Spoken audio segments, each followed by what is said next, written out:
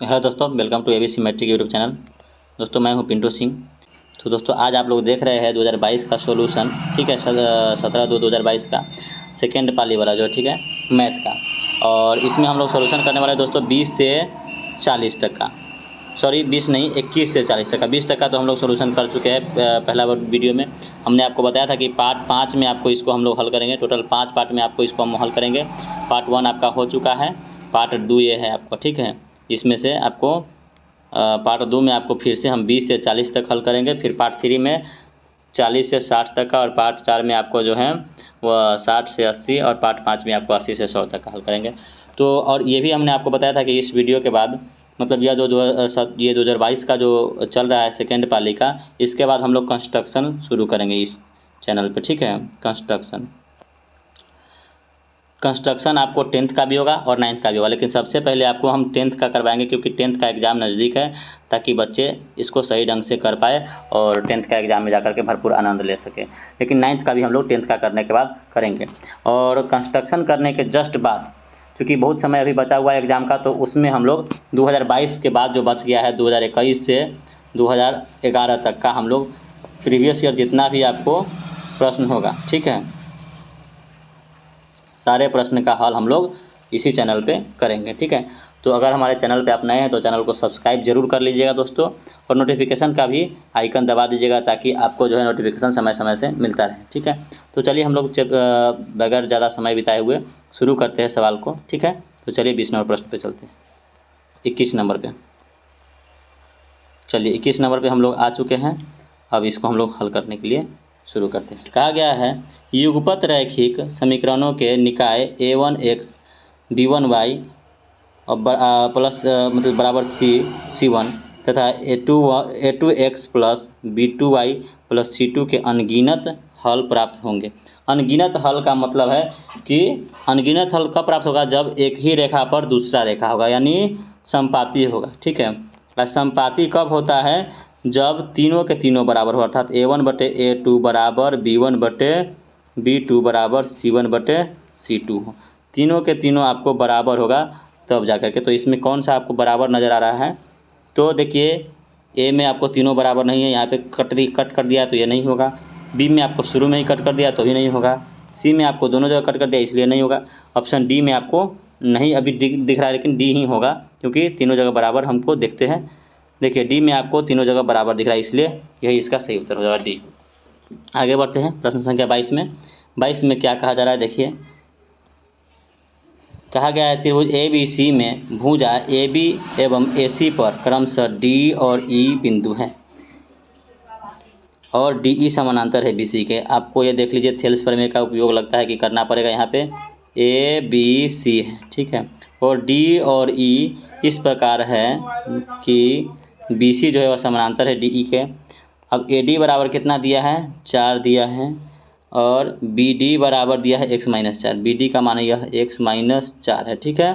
फिर ए ई का मान आपको 8 है, तो ई सी का, और ई सी का मान जो है आपको 3x-19 है। इसी यही है 3x-19 है। तो x का मान क्या होगा, तो देखिए थेल्स प्रमेय में आपको कहा गया है कि यदि तीसरी भुजा के समानांतर यह भुजा होगी तो यह भुजा, यह जो अति है क्या कहते हैं दिया गया है, वह एक ही अनुपात में हो जाएगा, अर्थात ए डी बटे डी बी बराबर ए ई बटे ई सी होगा, ठीक है। इसी का हम लोग यहाँ पे इस्तेमाल करने वाले हैं। थोड़ा सा मिटा लेते हैं क्योंकि समय जगह ज़्यादा लगेगा, देख लीजिए।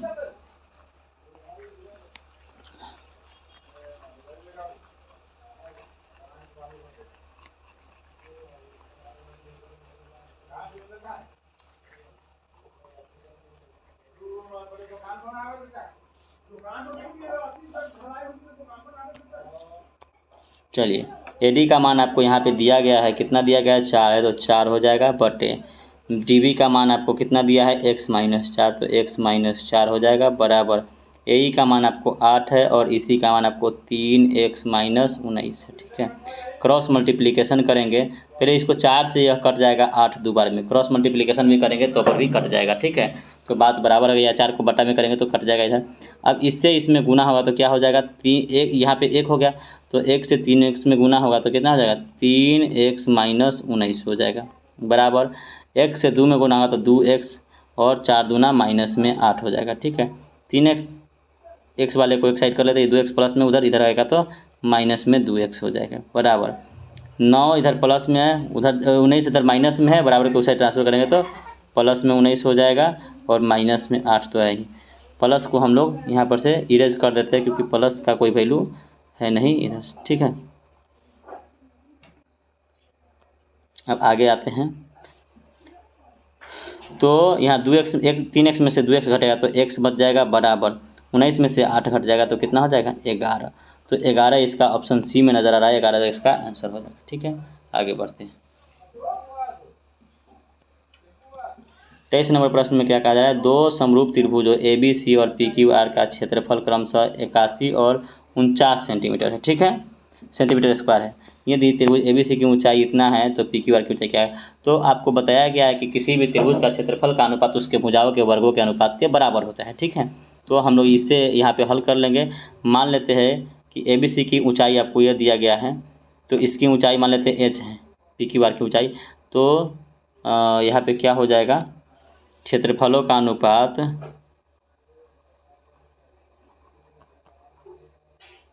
का क्या दिया है 81, क्षेत्रफल का अनुपात हो जाएगा बटा 49 हो जाएगा, और बराबर इसका भुजा आपको दिया गया है 4.5 और बटे इसका हम मान लेते हैं कि h है, इसका स्क्वायर हो जाएगा। स्क्वायर को बराबर के इस साइड हम ट्रांसफ़र करेंगे तो हो जाएगा √81 बटे 49 बराबर 4.5 बटे h। ये यहाँ पर आ जाएगा 49।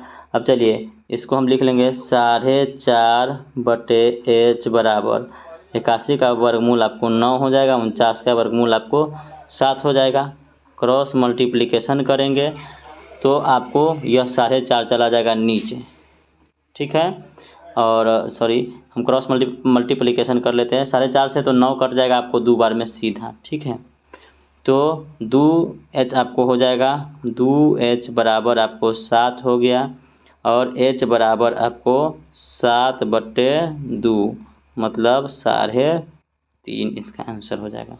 तो 3.5 यानी बी में जो है दिया गया है, तो बी इसका करेक्ट आंसर हो जाएगा। आगे बढ़ते हैं।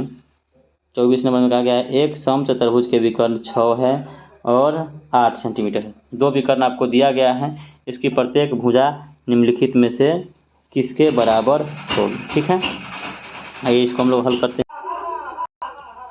तो चलिए क्या हो जाएगा, एक आपको 6 दिया है, एक आपको 8 दिया है, तो एक समचतुर्भुज हम बनाते हैं। ठीक है, अब समचतुर्भुज में दो विकर्ण आपको दिया गया है। ठीक है, इस प्रकार से दिया गया है और इस प्रकार से दिया गया है। तो समचतुर्भुज में एक हम लोग थ्योरम पढ़े कि समचतुर्भुज के विकर्ण जो है ना वो एक दूसरे के लंबवत यानी 90 डिग्री पर काटते हैं। ठीक है, यानी बड़ा वाला जो है आपको 8 दिया गया है और दोनों को आपको बराबर बिंदु पर मतलब केंद्र पर काटते हैं। इसका मतलब है कि यह जो है केंद्र है, तो टोटल आपको इसकी लंबाई कितनी है, बड़े छोटे वाले की लंबाई आपको 6 है और बड़े वाले की लंबाई जो है आपको वो 8 है। तो यह आधा पर काटेगा तो कितना हो जाएगा 4 इसका हो जाएगा और इसका हो जाएगा 3। अब यह भी आपको 4 हो जाएगा, यह आपको 3 हो जाएगा। ठीक है, तो 3 और 3 6 और ये 4 और 4 8, मतलब एक त्रिभुज हम ले लेते हैं। ठीक है, और चूँकि समचतुर्भुज की सभी भुजाएं बराबर होती है तो एक भुजा हम ज्ञात कर लेंगे। चूँकि ये लंबवत है तो इसलिए समकोण त्रिभुज हो गया। अब समकोण त्रिभुज में यह इस चूँकि समकोण के सामने के भुजा हमको ज्ञात करना है, इसलिए समकोण के सामने के भुजा क्या होता है, कर्ण होता है। तो यहाँ पे कर्ण बराबर क्या हो जाएगा, √ लंब स्क्वायर यानी 3 का स्क्वायर प्लस आधार मतलब 4 का स्क्वायर। यहाँ दोनों छोटी भुजा है, लंब और आधार नहीं है तो दोनों का ऐसे ही लिख देंगे। मतलब 3 का स्क्वायर आपको कितना हो जाएगा 9 और प्लस 4 का स्क्वायर 16 बराबर √25 हो जाएगा और वर्गमूल आपको इसका 5 आ जाएगा। ठीक है, तो इसकी सभी भुजा कितना हो जाएंगी 5। ठीक है, क्योंकि सभी बराबर 5 है और एक हमको 5 ज्ञात हो जाएगा तो सभी के सभी क्या हो जाएगा 5 हो जाएगा। तो इसकी प्रत्येक भुजा आपको कितना सेंटीमीटर हो जाएगा 5 सेंटीमीटर हो जाएगा। ठीक है, इसका अगर परिमाप पूछा जाता तो 20 सेंटीमीटर हो जाता, चारों को जोड़ देते। ठीक है, तो आपको 24 नंबर सवाल का आंसर आपको क्या हो गया 5। आगे बढ़ते हैं, 25 पे आते हैं। 25 में क्या कहा जा रहा है, दो समरूप त्रिभुज ए बी सी और पी क्यू आर के परिमाप आपको इतना और इतना दिया हुआ है। यदि पी क्यू बराबर 10 सेंटीमीटर, तो ए बी बराबर क्या है, समरूप त्रिभुज दिया गया है। ठीक है, तो चलिए हम लिख लेते हैं। तो दोस्तों यहाँ पर हो जाएगा क्या कि देखिए दो समरूप त्रिभुज का जो क्षेत्रफल का अनुपात होता है, हम लोग पढ़े हैं, क्षेत्रफल का अनुपात आपको उसके भुजा के वर्ग के अनुपात के बराबर होता है। ठीक है, भुजा के वर्ग, जो भुजा है उसका वर्ग के अनुपात होता है। लेकिन यहाँ पर क्या कहा गया है, परिमाप। अब परिमाप में दोस्तों क्या होता है कि क्षेत्रफल की तरह स्क्वायर आपको नहीं होता है। क्या होता है, परिमाप में क्षेत्रफल की तरह स्क्वायर नहीं होता है। तो इस प्रकार से आपको परिमाप वाला तो काम, परिमाप में क्या हो जाएगा, क्योंकि भुजा को खाली जोड़ना होता है। अब भुजा का इकाई क्या होता है, मीटर या सेंटीमीटर, जो आपको मीटर जो दिया जाए वही। तो इसके हिसाब से परिमाप का अनुपात क्या होगा, जो भुजा का अनुपात होगा वही होगा। क्योंकि परिमाप को हम जब काटेंगे तो भुजा के बराबर ही आपको आएगा। तो चलिए हम लोग इसको उसी हिसाब से बनाएंगे। क्या बनेगा, परिमाप का अनुपात बराबर क्या होगा, भुजा का अनुपात। तो यहाँ पर हम लोग लिख लेंगे परिमाप का अनुपात, सीधे लिखते हैं आंसर, बस हम लोग हल करते हैं। परिमाप त्रिभुज ABC का परिमाप कितना है, 36 है। तो 36 और बट्टे इसका अनुपात क्या हो जाएगा, PQ का, तो 24 हो जाएगा। तो 24 बटे 32। अब त्रिभुज ABC की भुजा क्या है, तो यहाँ पे AB दिया गया है तो AB लिख देंगे। और त्रिभुज PQR की भुजा क्या है, तो 10 है, PQ है ना, तो 10। अब चलिए 36 कटेगा 24, दोनों 12 से, या 12 से 3 बार में, या 12 से 2 बार में कटेगा। अब क्रॉस मल्टीप्लिकेशन करेंगे तो इधर हो जाएगा AB गुने 2 और बराबर इधर क्या हो जाएगा, 3 गुने 10, 3 गुने 10। अब AB बराबर क्या हो जाएगा, तो 3 गुने 10 बटे 2, यह कटेगा कितने बार में, 5 बार में। तो AB बराबर कितना आ जाएगा, 5 दिया 15। तो 15 इसका आंसर हो जाएगा, जो कि ऑप्शन बी में आपको दिख रहा है। ठीक है, तो 25 नंबर प्रश्न का उत्तर आपको 15 हो जाएगा। आगे बढ़ते हैं, 26 नंबर पे आते हैं। 26 नंबर में क्या कहा गया है, एक समबाहु त्रिभुज का क्षेत्रफल आपको इतना है, तो इसकी परिमिति क्या होगी। समबाहु त्रिभुज का क्षेत्रफल क्या होता है दोस्तों, √3/4 गुने भुजा स्क्वायर आपको होता है, बराबर आपको दिया है 4√3।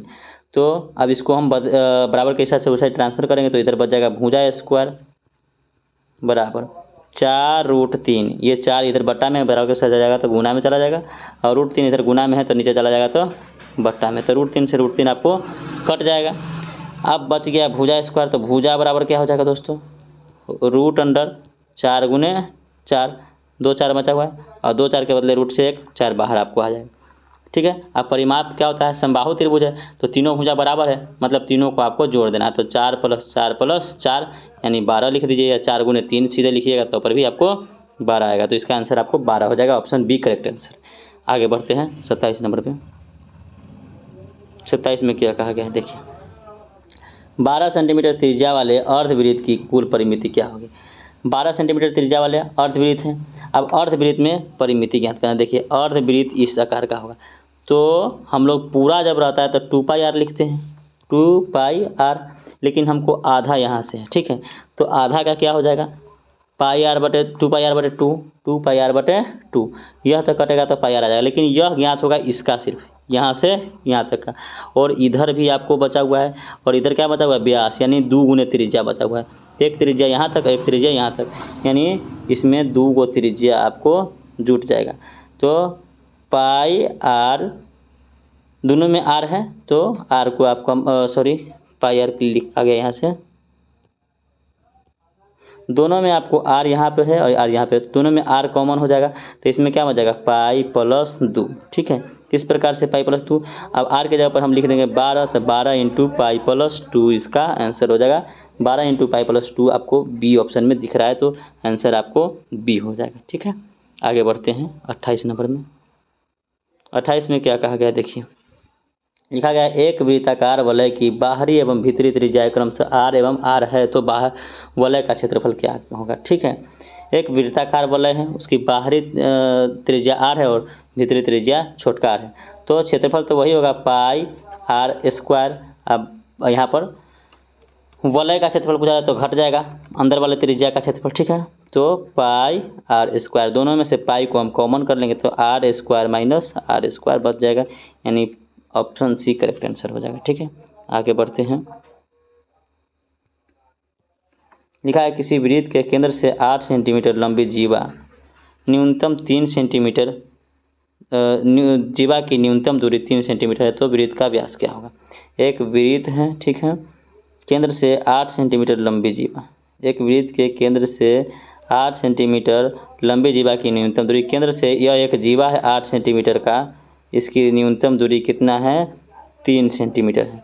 तो आपको इस पर क्या हो जाएगा, ये हम मिलाएंगे तो त्रिज्या हो जाएगा।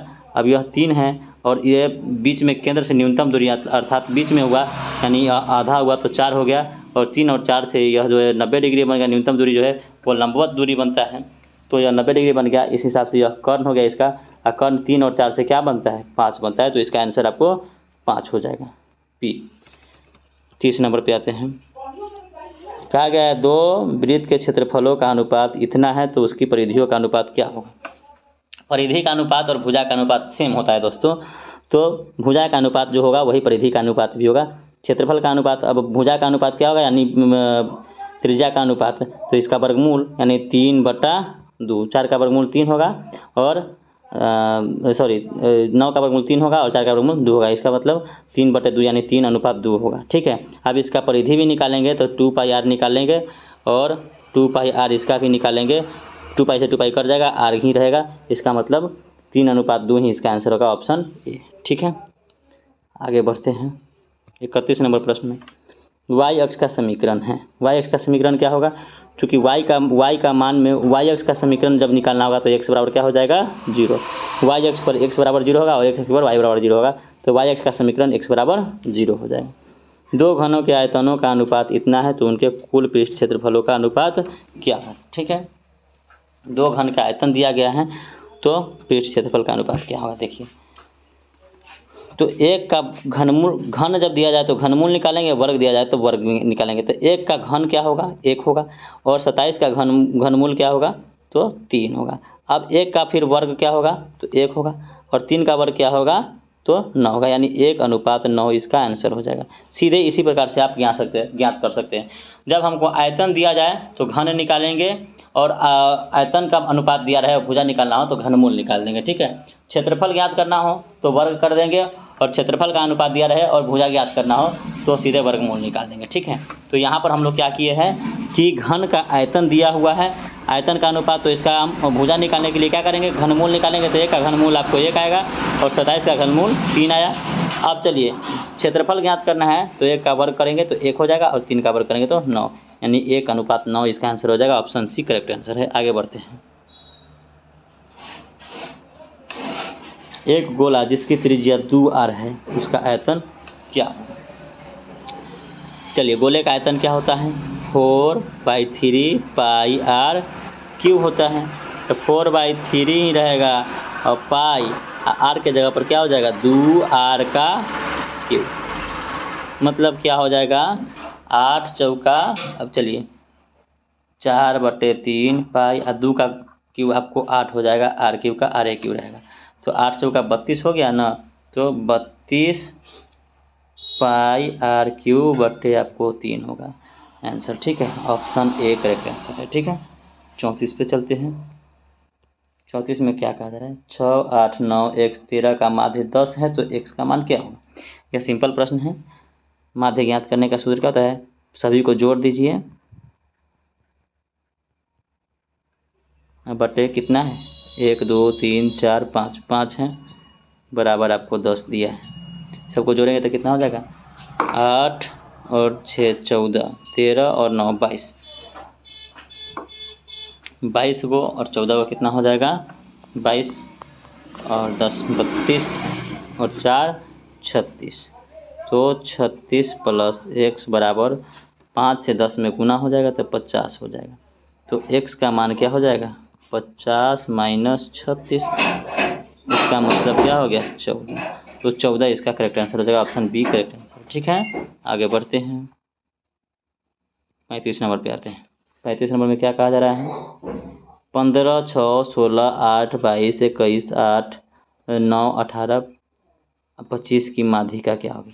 माध्यिका ज्ञात करने के लिए दोस्तों हम लोग क्या करते हैं घटते क्रम या बढ़ते क्रम में से जाते हैं, तो हम लोग बढ़ते क्रम में से लेते हैं। पहले 6 लिख लेंगे, फिर 8, फिर 9, 9 के बाद 10 तो है नहीं, 11 भी नहीं है, 12 भी नहीं है, 13 भी नहीं है, 14 भी नहीं है, 15 है, 15 फिर 16, 16 के बाद फिर क्या है, 17, 18, 18 है, चलिए 19, 20 नहीं है, 21 है, 22 भी है, और उसके बाद आपको 25 है। टोटल इतना संख्या है। कितना है, 1 2 3 4 5 6 7 8 9, 9 है, 1 2 3 4 5 6 7 8 9, तो 9 हो गया। 4 आप इधर से छांट दीजिए, 4 आप इधर से छांट दीजिए, बच गया बीच में क्या, 16, तो 16 इज करेक्ट आंसर। आपको option B correct, option A correct answer हो जाएगा। ठीक है, आगे बढ़ते हैं। बहुलक जो सबसे अधिक बार आया वो बहुलक है। इसमें आपको 23 कितने बार आया है, 23 एक बार आया है, 15 कितने बार आया है, एक बार आया है, 25 कितने बार आया है, 1 2 3 बार 25 आया है, आपको 40 एक बार ही आया, 27 आपको एक बार ही आया, 20 आपको, तो 25 आपको 3 बार आया, इसलिए 25 ही करेक्ट आंसर है। ठीक है, 37 में आते हैं। 37 में कहा गया आंकड़े इतना का परिसर क्या है। परिसर बराबर होता है सबसे उच्च सीमा माइनस निम्न सीमा, तो सबसे बड़ा इसमें कौन सा है, सबसे बड़ा आपको इसमें से देखने में आपको कौन सा नज़र आ रहा है, तो 30 आ रहा है, और सबसे छोटा इसमें से कौन है, सबसे छोटा 6 है। 30 माइनस 6 बराबर आपको 24 आ गया, 24 करेक्ट आंसर है। 24 इसमें है नहीं क्या, 24 इसमें नहीं है, एक बार फिर से देख लेते हैं, सॉरी गलती हो गया, यहाँ पे 32 है सबसे बड़ा, तो 32 हो जाएगा, और 32 में से 6 घटेगा तो 26 हो जाएगा, 26 करेक्ट आंसर हो जाएगा, ऑप्शन सी। ठीक है, आगे बढ़ते हैं 37 नंबर के बाद 38 में। ठीक है, 38 में कहा गया है वर्ग अंतराल 130 150 का वर्ग चिन्ह क्या है। तो 130 और 150 का वर्ग चिन्ह हो जाएगा दोस्तों दोनों का योग बटे 2। ठीक है, या इस दोनों के बीच की संख्या, तो 130 और 150 के बीच में 140 आता है, सीधे लिख लीजिए, या 130 प्लस 150 करिए और बट्टा में 2 करिए, तो 135 और 150 आपको 280 हो जाएगा, बट्टे 2 करेंगे तो आपको कटेगा 14 दूना 28, 140 बार में, तो 140 करेक्ट आंसर हो जाएगा। ठीक है, 39 नंबर पे आते हैं, 39 पे। 39 में कहा गया यदि 4 लगातार विषम संख्याओं का माध्य 6 है तो सबसे बड़ी संख्या क्या होगी। ठीक है, 4 लगातार विषम संख्या, पहला विषम संख्या आपको क्या हो जाएगा, तो x हो जाएगा, दूसरा आपको x प्लस 1 हो जाएगा। ठीक है, सॉरी गलत हो गया, x प्लस 1 ही होगा, क्योंकि x की जगह पर अगर 0 आ जाए तो क्या करेंगे, तो पहला x प्लस 1 होगा, दूसरा x प्लस 3 होगा, तीसरा आपको x प्लस 5 होगा,